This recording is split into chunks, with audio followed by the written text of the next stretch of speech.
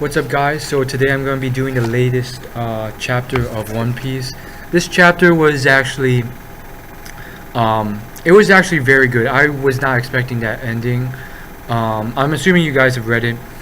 I was not expecting that at all. I thought that the author was setting it up so that, Oda was setting it up so that there was actually some sort of gladiator who won 3,000 fights in a row without being defeated, even though everyone had made up their mind that it was just a rumor, a myth, it wasn't true. But I thought that was what Oda was setting it up to be. I didn't expect it to be the toy soldier. I just thought it was someone who was real, who had yet to reveal himself. And I was thinking while reading that chapter, maybe he'll show up after everyone's taken out in the final Colosseum fight, and then right when he's about to get the devil fruit as a prize. First off, I don't even think the winner will be rewarded the devil fruit. It was always just bait. So I feel like when the winner of the Colosseum fight, finally wins, most likely what's going to happen is Don Flamingo or someone really strong is going to show up to guard that fruit. Don Flamingo himself is not going to just let up that fruit, especially when it's someone he doesn't want to get the fruit, even if he won it fair and square in this competition. Regardless, I thought the gladiator would finally show up and save the day, or maybe once the fight actually breaks down. Usually the arcs air towards the ending with Luffy in some sort of all-out brawl with the big guy, Don Flamingo in this case, and just destroying buildings.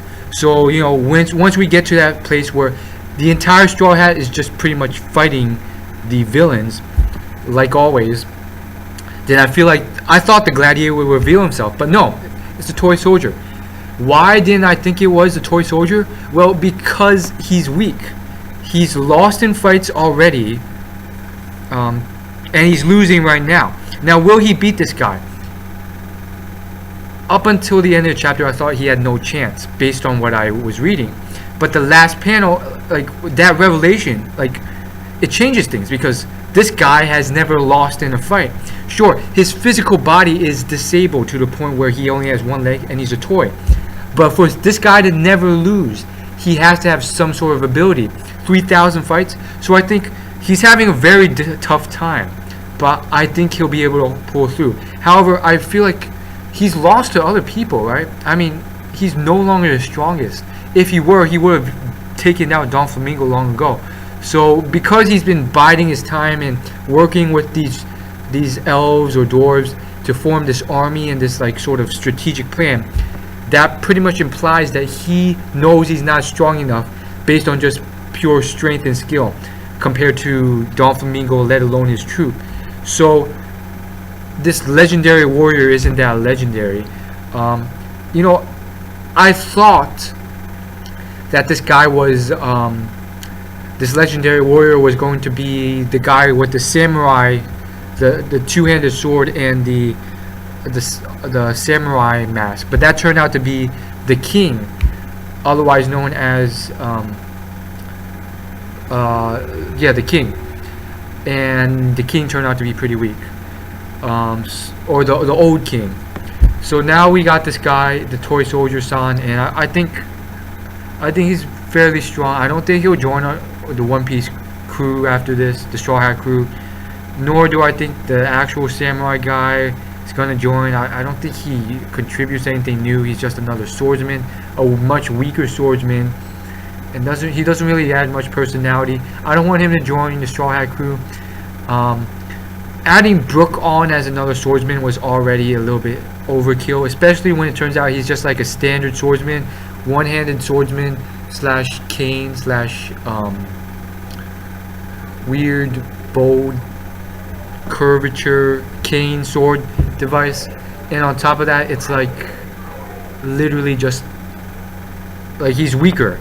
he is weaker. Like, even with his musical abilities, he's just like, he's a weaker swordsman than Zoro, which I just felt was like, what's the point? You should have made Brook into exactly how he is, but made him fight differently.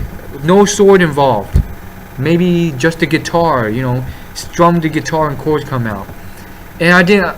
While I'm ranting, I think Nami should have been done slightly differently in terms of her ability. I mean, it's decent, but Oda has just made her so weak. Like, still, after her whole thing in Weatheria, she's still doing these, you know, parlor tricks with the weather ball. I was hoping she'd come back with some ridiculous thunder, you know, elemental techniques never before seen. But I mean, still, she's doing parlor tricks, and sure, some people might argue, oh, but what about that thunder technique? No, it's still parlor trick in my opinion. The, you know, summoning a thundercloud down to zap everyone. Regardless, I like the chapter and I want to see where it goes. It's also very sad how Soldier-san's doing his thing, and like predicted, we got that barrier guy who goes like this and this with his fingers. I think he does this to create barriers. He's helping the fake Lucy out, so it technically is a 2v4. But technically, I mean, I'm curious to see how this works now, because it's a 2v4, but those two are protecting that one girl. So I wouldn't consider it a 3v1 either, because basically if it was a 3v1, all of them would be collaborating, but that girl, while she might accept the help of Lucy and the barrier dude, that's not to say that she won't turn on them after they've taken out that one guy. We'll see what happens, and I'll see you guys later in my next video. As always, subscribe, like, favorite, comment, and share this video. It's free. And subscribe so you'll see my next video. Peace.